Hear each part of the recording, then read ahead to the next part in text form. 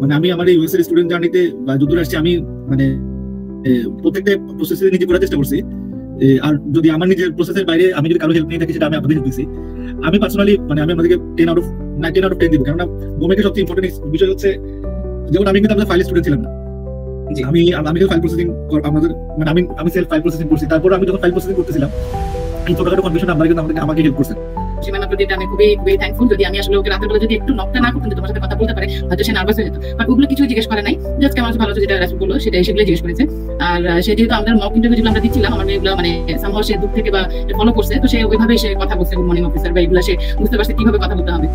আপনারা মানে আমার আউটকাম যাই আসুক আপনারা যে সাপোর্টটা দিচ্ছেন আমার বিষয় না হলে আমি স্যাটিসফাইড থাকি, ঠিক আছে? এমন মানে আমি খুব মানে কম্পোনেন্ট ধরে অ্যানালাইসিস করি। আমি তো বললাম আমি মানে আপনাদের আমি যখন যে সময় যেটা দরকার, ঠিক আছে?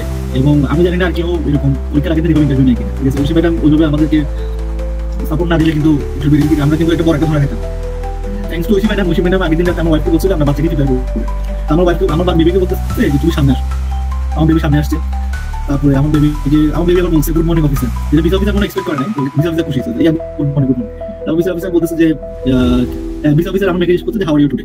তো আমি বলছি yes I am doing fine. ও আবার পাল্টা উত্তর দিয়েছে হাউ আর ইউ, যেটা আমরা আমার মেয়ে থেকে এক্সপেক্ট করি না। হ্যাঁ, ওকে আমরা নর্মালি একটু বোকাশোকা হিসেবে বেশি আদর করি, বাট ও যে ওই দিন এত কনফিডেন্স আল্লাহর করতে দিয়েছে আমি জানি না।